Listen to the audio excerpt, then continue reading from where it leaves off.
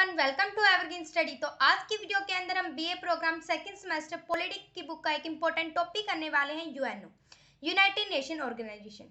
तो हमारा क्वेश्चन यही बनता है कि यूनाइटेड नेशन ऑर्गेनाइजेशन क्या होता है। तो आप देख सकते हो इंडिया है, इंडिया के अंदर कोई भी डिस्प्यूट, कोई भी झगड़ा होता है तो हमारी जो ऑर्गेनाइजेशन होती है इंडिया की, वो सॉल्यूशन करवाती है। तो उसी तरीके से जो वर्ल्ड में जो डिस्प्यूट होती है, जो झगड़े होते हैं, उसको सॉल्यूशन करवाने का काम किसका होता है? यूएनओ का होता है, यूनाइटेड नेशन ऑर्गेनाइजेशन। तो यूनाइटेड नेशन ऑर्गेनाइजेशन को जानने से पहले आपको लीग ऑफ नेशन के बारे में जानना पड़ेगा। लीग ऑफ नेशन क्या थी? तो फर्स्ट वर्ल्ड वॉर होता है जो कि कब तक चलता है? 1914 से लेकर हमारा 1918 के बीच तक क्या है? फर्स्ट वर्ल्ड वॉर चलता है। उसके बाद में क्या आता है? जो वुडरो विल्सन होते हैं, जो अमेरिका के प्रेसिडेंट होते हैं 1918 के टाइम पीरियड में, तो वो सोचते हैं कि किस प्रकार से जो वर्ल्ड वॉर वन में किस प्रकार से बहुत सारे पीपल की, इकोनॉमी की, जन और धन की बहुत ज़्यादा हानि हुई है। तो इसको हम सोल्व करने का काम क्या है? हम एक ऐसी ऑर्गेनाइजेशन बनाए जिससे कि क्या है, सारी कंट्री उस ऑर्गेनाइजेशन के अंडर आ जाएंगे। तो कोई भी झगड़ा होगा हम आम बातचीत के द्वारा सोल्व कर लेंगे। तो झगड़ा बड़े पैमाने पर होगा ही नहीं, नई लोगों की जान जाएगी, नई इकोनॉमिक हमारी लॉस होगी, हमारा सब कुछ बच जाएगा। इसलिए उन्होंने बनाया था league of nation world war one के बाद। लीग ऑफ नेशन 10 जनवरी 1920 के टाइम पीरियड में बनकर तैयार होता है और इसका हेडक्वार्टर जिनेवा में, स्विट्जरलैंड में जिनेवा एक जगह है, वहां पर बनकर तैयार होता है हमारा लीग ऑफ नेशन। लेकिन जो लीग ऑफ नेशन बनाया गया था इसका, ये खत्म हो जाता है। क्यों खत्म होता है? क्योंकि आप देख सकते हो इसका काम क्या था, जो झगड़ा है उसको सोल्व करवाने का काम क्या था? पीसफुली था, शांति तरीके से हम झगड़े को सोल्व करेंगे। लेकिन हमें क्या देखने को मिलता है? फर्स्ट वर्ल्ड वॉर के बाद जब वो बनाया गया था, हमें सेकेंड वर्ल्ड वॉर देखने को मिलता है। सेकेंड वर्ल्ड वॉर 1939 में स्टार्ट होता है। उसी समय क्या लीग ऑफ नेशन है, ये खत्म हो जाता है। क्यों होता है? क्योंकि इसका काम क्या था? पीसफुली क्या है? इंटरनेशनल पीस बना के रखना, शांति बना के रखना है। लेकिन इसका काम पूरा नहीं कर पाया और लीग ऑफ नेशन वही खत्म हो जाता है। जिसके बाद क्या, आफ्टर सेकेंड वर्ल्ड वॉर 1945 को खत्म होता है। उसके बाद ही क्या होते हैं, हम क्या है, अमेरिका के जो प्रेसिडेंट होते हैं वो क्या बनाने के लिए सोचते हैं? हम यूएनओ, यूनाइटेड नेशन ऑर्गेनाइजेशन बनाने की सोचते हैं। उन्होंने सोचा कि जो लीग ऑफ नेशन की क्या कमी थी कि सभी कंट्रीज के अंडर आना नहीं चाह रही थी, इसलिए वो फेल हो गया। लेकिन हम यूएनओ को बनाएंगे, लगभग सारी कंट्रीज के अंदर आ जाएंगे, तो हमारा जो काम है वो इजीली, डिस्प्यूट होंगे, कोई भी झगड़े होंगे, वो आम बातचीत के द्वारा हो जाएंगे। इसलिए उन्होंने यूएनओ की स्थापना करी। इसको एस्टेब्लिश किया था 24 अक्टूबर 1945 में। तो यूएनओ है इसका चार्टर क्या होता है? जिस प्रकार हमारे देश के अंदर हमारा कॉन्स्टिट्यूशन, हमारा संविधान होता है, तो यूएनओ का चार्टर होता है। तो यूएनओ का जो चार्टर होता है, ये सैन फ्रांसिस्को कॉन्फ्रेंस होती है, उसमें बनकर तैयार होता है। सैन फ्रांसिस्को एक सम्मेलन होता है, वहां पर उसका चार्टर, मतलब उसका जो संविधान है वो बनकर तैयार होता है यूएनओ का। जो यूएनओ है उसका हेडक्वार्टर कहाँ पर है, मतलब अच्छा सही तरीके से जो काम होता है वो न्यूयॉर्क में होता है। यूएनओ का जो स्टार्टिंग मेंबर थे, जब 24 अक्टूबर 1945 के टाइम पीरियड में इसके जो मेंबर थे स्टार्टिंग में 51 थे। लेकिन आज आप देख सकते हो इसके जो मेंबर हैं 193 हैं। तो ये आप लिख सकते हो कि इसमें जो लास्ट मेंबर था 193 जो जुड़ा यूएनओ के अंदर, ये कौन सा देश है? तो आप लिखोगे ये था दक्षिणी सूडान, साउथ सूडान है, ये लास्ट मेंबर था जो कि यूएनओ में जुड़ा था 193। ठीक है। तो यूएनओ का ऑब्जेक्टिव क्या है? इंटरनेशनल पीस, मतलब कि जो इंटरनेशनल पीस बना के रखना है, यूएनओ का ये काम है।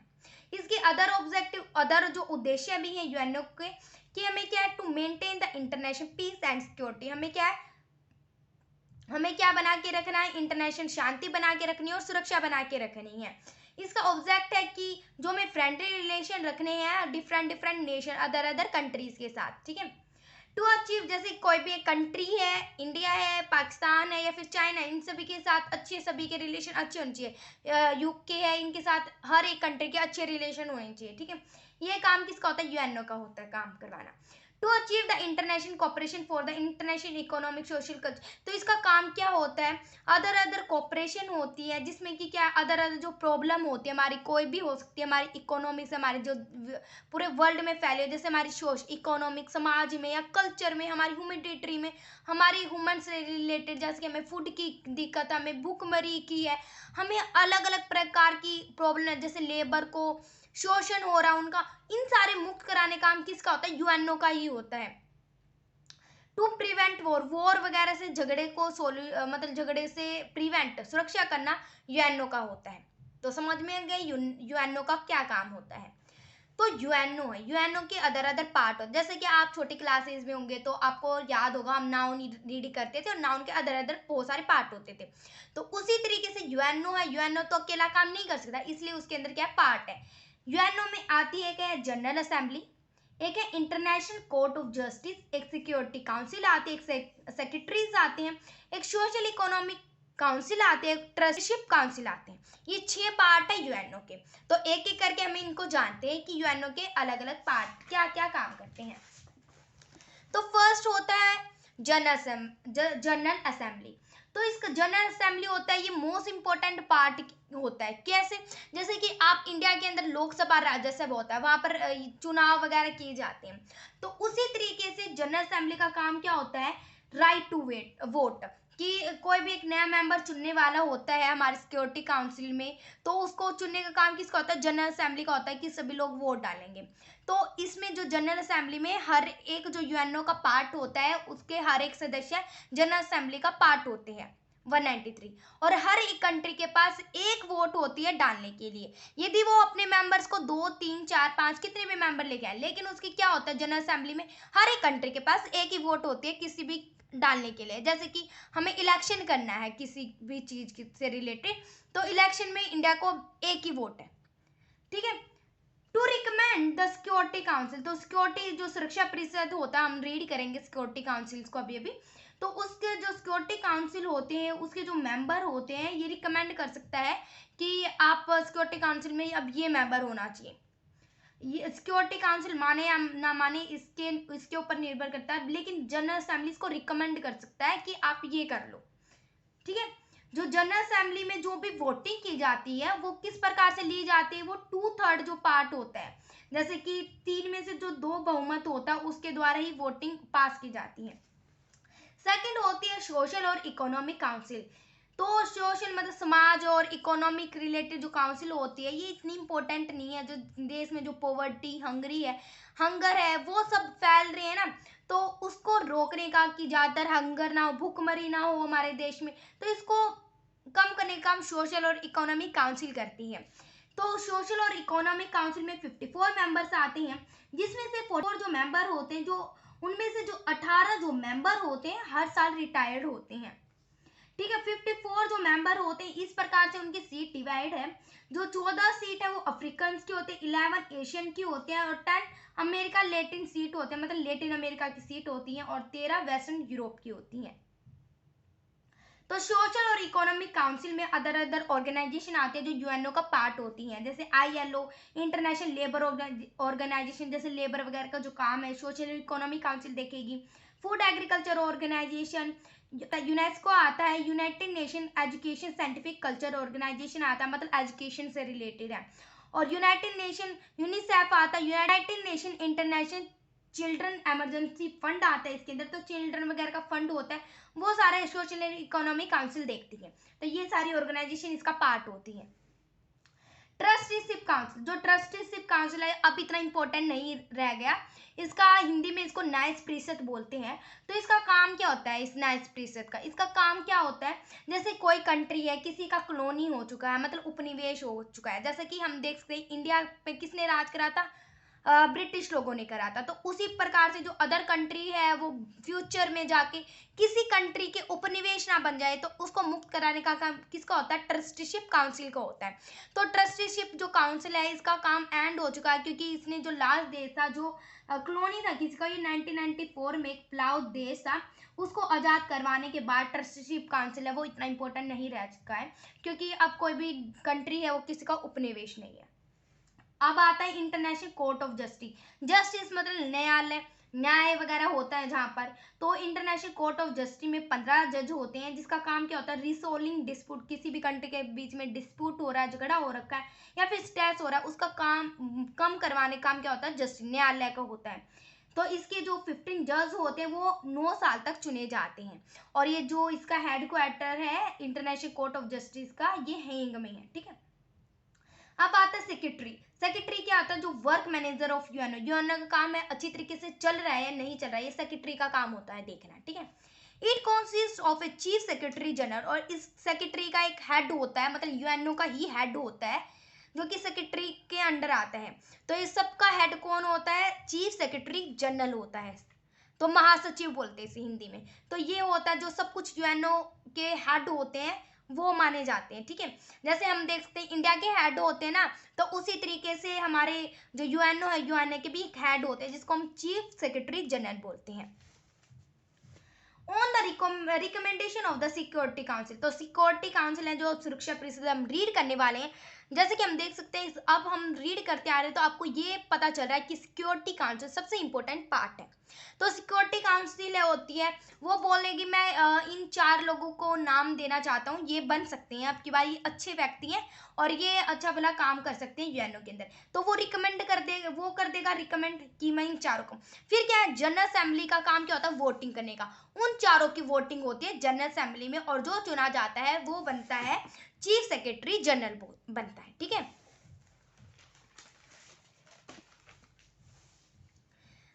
तो वो इलेक्ट किया जाता है, वो 5 साल के लिए चुना जाता है। जैसे इंडिया में भी 5 साल के लिए हम अपने पीएम को चुनते हैं, तो उसी तरीके से जनरल जो सेक्रेटरी होते हैं वो भी 5 साल के लिए चुने जाते हैं। तो इसका जो सेक्रेटरी है उसका जो हेडक्वार्टर है वो न्यूयॉर्क में है। और नाउ डेज हम करंटली देख सकते हैं यूएनओ के हेड कौन है? एंटोनियो गुटेरेस है, वो अब की बात करंटली सेक्रेटरी जनरल है। हो गया हमारा ये। अब हमारा सबसे इंपॉर्टेंट आता है सिक्योरिटी काउंसिल आता है, सुरक्षा परिषद। तो सुरक्षा परिषद का काम क्या होता है? सबसे पहले आपको ये देखना पड़ेगा।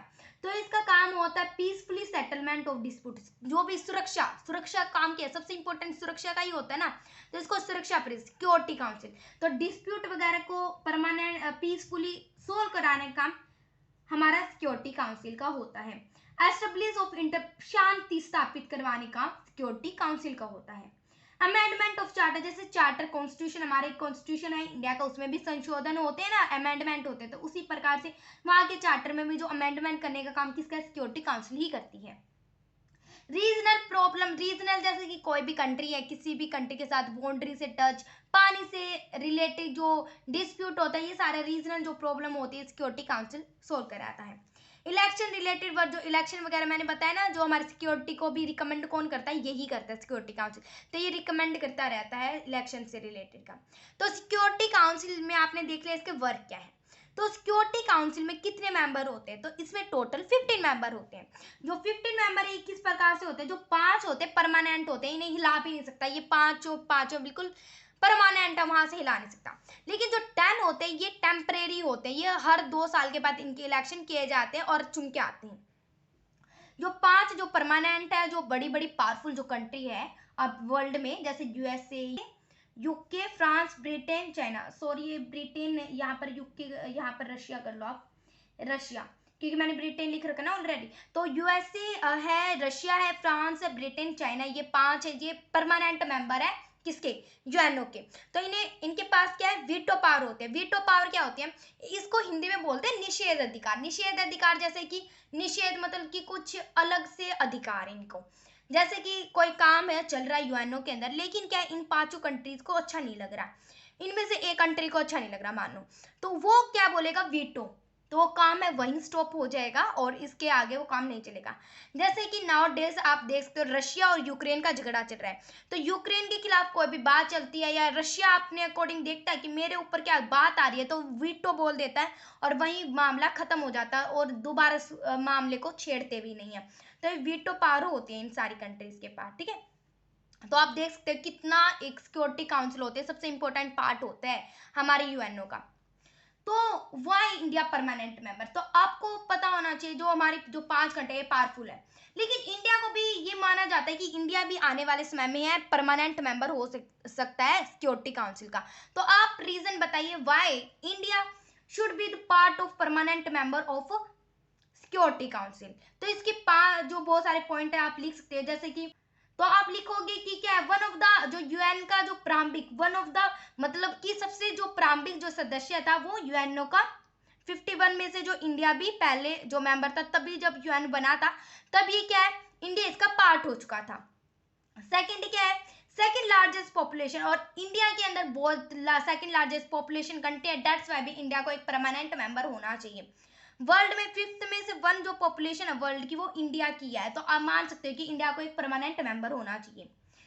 थर्ड रीजन ये है पीसफुली एफर्ट ऑफ यूएनओ, तो इंडिया ने क्या है बहुत सारे एफर्ट वगैरह आर्मीज वगैरह भी भेजे हैं, जैसे कि आप रीड करोगे अलग अलग, आपने 12th क्लास रीड करी होगी पॉलिटिक्स साइंस से, तो आपको याद होगा कि क्या है जब क्या है कुवैत पर जो इराक है हमला करता है, तो कुवैत पर क्या है बहुत सारी सेना भेजी जाती है यूएनओ के द्वारा, तो इंडिया ने भी अपनी सेना भेजी थी। तो यूएनओ के पास खुद की सेना तो नहीं है, लेकिन क्या है इंडिया ने भेजी थी उसमें, तो आप देख सकते हो कि आर्मी वगैरह भी इंडिया भेजता रहता है।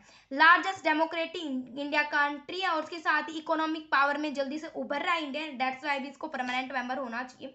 बजट वगैरह वहां पर बजट दिया जाता है, उसको मतलब देना पड़ता है पैसे कुछ, तो इंडिया भी उसमें बजट अच्छा भला दे देता है, दैट्स वाई भी इंडिया को एक परमानेंट मेंबर होना चाहिए। इंडिया न्यूक्लियर वेपन स्टेट है, इंडिया के पास न्यूक्लियर बॉम्ब भी है, दैट्स वाई भी इंडिया को परमानेंट मेंबर होना चाहिए।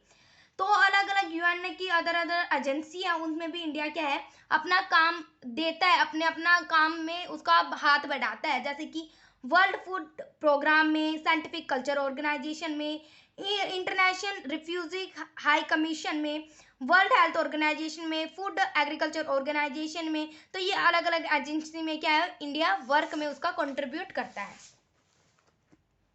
तो इन जो लैंग्वेज है यूएनओ की जिसमें वो काम किया जाता है, 6 ऑफिशियल जो लैंग्वेज है वहां पर बोली जाती है, जैसे Arabic, Chinese, English, France, Russian और स्पेनिश, ये 6 जो लैंग्वेज है ऑफिशियल लैंग्वेज है।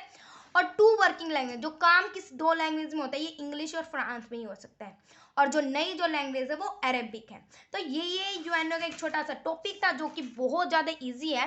तो ये जो नोट्स है मैंने अपना टेलीग्राम चैनल लिंक में डाल दिया, आपको डिस्क्रिप्शन में जाके आप लिंक कलेक्ट कर सकते हो और वहाँ से ये जो नोट्स है ये कलेक्ट कर सकते हो। तो ये वीडियो आपकी यहीं तक थी। If you like video then like share and subscribe my channel.